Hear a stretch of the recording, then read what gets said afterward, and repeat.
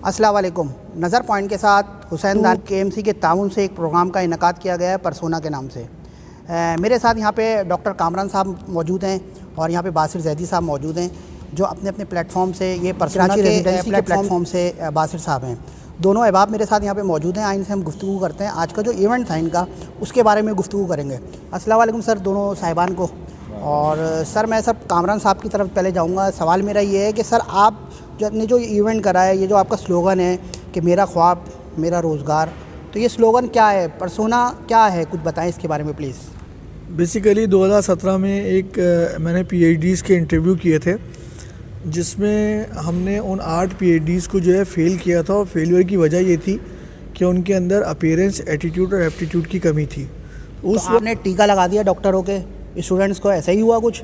क्या कमी थी, क्या आपने तैयार करा बच्चों को, किस तरह तैयार करा, क्या ड्यूरेशन ऑफ टाइम था आपका, ड्यूरेशन ऑफ पीरियड था, ये सब चीज़ें किस तरह आपने मैनेज करी है इन चीज़ सब को, यहाँ तक आने में क्या टाइम लगा आपको? इसके लिए ये देखिए, यहाँ 2022 में हम हैं इस वक्त और 2021 में हमने इसको लॉन्च किया था। 2017 में ये कोर्स हमने बनाना शुरू किया था। ये तकरीबन 4 साल में ये कोर्स डिज़ाइन हुआ है हमारा, जिसमें रिसर्च की गई है पहले कि कौन से अवामिल हैं जिनकी वजह से लोग रोज़गार पे नहीं जा पाते। उन फैक्टर्स को हमने कोर्स की शक्ल दी और उसके बाद हमने इनको जो है वो लॉन्च किया, मेरा ख्वाब मेरे रोज़गार के नाम से। तो आप क्या समझते हैं कि स्टूडेंट को फीडबैक मिला है स्टूडेंट से आपको या नहीं? आपका 40 साल का 30 साल का एक्सपीरियंस आप ट्रांसफ़र कर रहे हैं यूथ में, तो आप समझते हैं कि उनको वो सब ऑब्ज़र्व कर सके या नहीं? जी, जब हमने अपनी एकेडमी में, पर्सोना में मेरी एकेडमी है, वहाँ मैंने जब इसका पहला बैच लॉन्च किया था तो उसमें हमारे पास 10 स्टूडेंट थे कोरोना में। और वो 10 के 10 स्टूडेंट जो हैं 25 से 50 हज़ार रुपये तनख्वाह के ऊपर मैट्रिक पास स्टूडेंट थे सारे, और वो सब जो हैं इस वक्त जॉब पे जा चुके हैं। तो उसके बाद हमें हौसला हुआ कि हमें इसे अब मास स्केल पे लेके जाना चाहिए। तो फिर हमने मरकज़ इस्लामी में अप्रोच किया और इनसे कहा कि हमें जो इसकी परमिशन मिले कि हम इसको प्रोग्राम को लार्जर स्केल पे करें। तो अल्हम्दुलिल्लाह यहाँ पे हमारे बच्चे जो हैं, आज आप लोगों ने जैसा कि उनकी परफॉर्मेंस भी देखी है, उनको बोलते हुए सुना, ये मैट्रिक इंटर पास बच्चे हैं जो इस अटायर के साथ और इस प्रोफेशनल एटीट्यूड के साथ आज आपके सामने मौजूद हैं। And they are willing to serve, और इनके अंदर एक मोटिवेशन पैदा हुई है। दूसरी बात ये, आपको सुन के हैरत होगी कि हर बच्चे ने अपनी कंपनी बनाई है और अपनी कंपनी में एक प्रोडक्ट लॉन्च की है, जिसका विजिटिंग कार्ड, जिसकी कॉर्पोरेट प्रोफाइल, जिसकी वेबसाइट, ये तमाम चीज़ें इन्होंने ख़ुद बनाई हैं। तो हमने इनको जो है सिर्फ नौकरी के लिए तैयार नहीं किया है, ये इनमें से मेजॉरिटी जो है वो अपने पर्सनल बिजनेस की तरफ जाएगी। यानी आपसे जो ज्वाइन हो उसका मुस्तकबिल रोशन हो सकता है इंशाल्लाह। अच्छा, यहाँ पे मुख्तलिफ पाकिस्तान की जो है वो कंपनीज़ मौजूद थी, तो कौन कौन सी कंपनीज़ मौजूद थी जो इंटरव्यूज़ के लिए आई थी, यहाँ पे सिलेक्शन करने के लिए आई थी अपने जो है एम्प्लॉयज़ को? एक तो हमारे पास पूरा लकी ग्रुप आया था हमारे पास, जिसमें लकी 1 का जो ग्रुप है उसमें लकी टेक्सटाइल मिल है, तब्बा इंस्टीट्यूट है, ऑफ हार्ट है, ये लोग आए थे। इनका इतना बड़ा, एक तो मैं कहूँगा कि इनका इतना बड़ा इंडस्ट्री इतनी बड़ी है और इतने सारे इनके डोमेन हैं कि हमारे बच्चे तो बहुत कम तादाद में उनके मुकाबले में, वो चाहें तो एक 1 गो में हमारे सारे बच्चों को ले आ सकते हैं। दूसरा, हमने उनसे रिक्वेस्ट की थी कि कुछ और कंपनीज़ को भी आप रेफ़र करें, तो उसमें हमारे पास एक तो EFU आई थी। EFU एक बड़ा नाम है, आपको पता है, इंश्योरेंस के हवाले से। इंश्योरेंस के हवाले से आपने बात करी, मैंने सर इंटरसेप्ट करा आपको।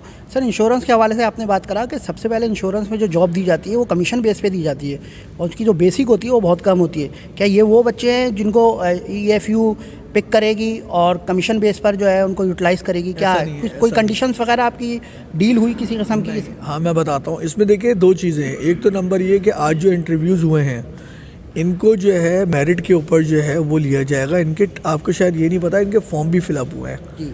इनके एक क्वेश्चन आयर था जो प्रॉपर्ली फिलअप हुआ है। इस क्वेश्चन आयर को आज इनका HR डिपार्टमेंट स्क्रूटनाइज करेगा और हमसे वो जो है उनके रिजल्ट जो है वो शेयर करेगा। और उन्होंने हमसे 3 बातें कही हैं। नंबर 1 कि जो लोग हमारे बच्चे टॉप 10 होंगे वो तो हमारे ऑन जॉब चले जाएंगे। ये मैं बात कर रहा हूँ लकी 1 की आपसे। लकी 1 ग्रुप के अंदर जिसमें इंस्टीट्यूट भी है, तब्बा इंस्टीट्यूट भी है, टेक्सटाइल मिल भी है, लकी 1 इट्सेल्फ बहुत बड़ा ग्रुप है, बहुत बड़ा ग्रुप है। दूसरा EFU लाइव जो है, उन्होंने ये कहा है कि हम जो हैं वो भी इंटर्नशिप और जॉब दोनों के अंदर। तीसरा जो है हमारे पास था अस्करी लाइफ, वो लोग भी यहाँ मौजूद थे, उन्होंने भी इसके इंटरव्यू कंडक्ट किए हैं। अब 3 अपॉर्चुनिटी हमें दी हैं। नंबर 1 इंडस्ट्रियल विजिट, जो इतनी आसानी से नहीं होता। उन्होंने हमारे बच्चों के अटायर देखे, उनके एटीट्यूड देखे, उनके एप्टीट्यूड देखे और उनके जो ग्रुप हेड थे उन्होंने खुद इस बात को एडमिट किया है कि ये जो इनकी परफॉर्मेंस है ये मोर देन अबव है, अबव एवरेज परफॉर्मेंस है, और इन लोगों का एटलीस्ट आप एक दफ़ा लाकर विज़िट करवाइए इंडस्ट्रीज़ को। नंबर 2, उन्होंने कहा कि जो लोग जॉब पे नहीं भी जा पाएंगे हम उनको इंटर्नशिप कराएंगे। और मैं आपको बताऊं, मेरा अपना जो ज़ाती जो तजर्बा है वो ये है, पिछले 25 साल से मैं MBA को मार्केटिंग पढ़ा रहा हूँ। मैं हमेशा हर एक को बोलता हूँ जॉब से पहले इंटर्नशिप करें आप। इसलिए इंटर्नशिप के अंदर ऐसा होता है कि जॉब लगती है आपकी 20,000 की किसी लोकल कंपनी में, और अगर आपको किसी कॉर्पोरेट प्रोफाइल या मल्टीनेशनल के अंदर अगर आपको 5,000 की भी इंटर्नशिप मिलती है तो 3 महीने बाद आपकी तनख्वाह 1.5 लाख हो जाती है। तो मेरा मशवरा ये है कि हम कोशिश ये करेंगे नंबर 1 इनको जॉब पे भेजें। और अभी तो पार्टी शुरू हुई है, आज पहला दिन था, अभी 2 हफ्ते हमारे मज़ीद बाकी हैं इस चीज़ के लिए। तो अभी और कंपनी ने मुझे अप्रोच किया है, हमने उनको आज रोक दिया था क्योंकि आज हमारी इनसे कमिटमेंट थी। अब जो मज़ीद कंपनी आएंगी हम उनसे जो है उनको जो है इसमें एंगेज करेंगे और अपने बच्चों को ज़्यादा से ज़्यादा जो है जॉब की तरफ वरना इंटर्नशिप की तरफ लेके जाएंगे। सर एक और बात है कि हमारे माशरे में इस वक्त इंग्लिश जो है ना बहुत ज़्यादा समझी जाती है कि यार जो इंग्लिश नहीं बोल सकता वो बहुत मायूब समझा जाता है। उर्दू का जो है वो बहुत ज़्यादा फुकदान होता जा रहा है। तो आप क्या समझते हैं, आपका क्या फोकस है? ज़रूरी है ज़िंदगी गुजारने के लिए इंग्लिश बोलना, बहुत अच्छी बात है ये तो। देखें, एज अ ह्यूमन तो इंग्लिश ज़रूरी नहीं है, लेकिन आपको मैं एक बात बताता चलूँ जो ग्राउंड रियलिटी है कि पाकिस्तान की सरकारी ज़बान तो उर्दू है, कौमी ज़बान तो उर्दू है, लेकिन सरकारी ज़बान जो है वो अंग्रेज़ी है। आपका पूरा अदालती निज़ाम, किसी भी मुल्क का जो निज़ाम होता है वो अदालत से चलता है, तो हमारा अदालती निज़ाम ही अंग्रेज़ी में है। और आप किसी भी गवर्नमेंट सेक्टर में, प्राइवेट सेक्टर में इंटरव्यू के लिए जाते हैं तो वहाँ पे जो लोग आपका इंटरव्यू पैनल बैठा होता है वो 80% आपसे इंग्लिश में इंटरव्यू कर रहा होता है। तो ये मेरी इसमें मेरा ज़ाती कोई लाइकनेस या डिसलाइकनेस नहीं हो सकती कि उर्दू ज़बान अच्छी है बुरी है।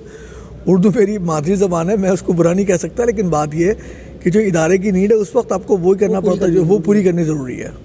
ठीक है सर, इंशाल्लाह ताला होप है कि हम उम्मीद करते हैं कि आपके जो स्टूडेंट्स हैं वो जो यहाँ से इस प्लेटफॉर्म से जा रहे हैं और निकल रहे हैं उनको मुस्तकबिल जो है रोशन हो। मेरा सबसे बड़ा मकसद जो है ना वो इनको नौकरी देने से ज़्यादा ये है कि इनके अंदर एक फ़िक्र और एक सोच को बेदार करना है। कि अगर इनकी 2 चीज़ें मैं आपको बताऊंगा जो मेरे टीचर ने मुझे सिखाई थी, एक होती है कॉग्निशन और एक होती है मेटा कॉग्निशन।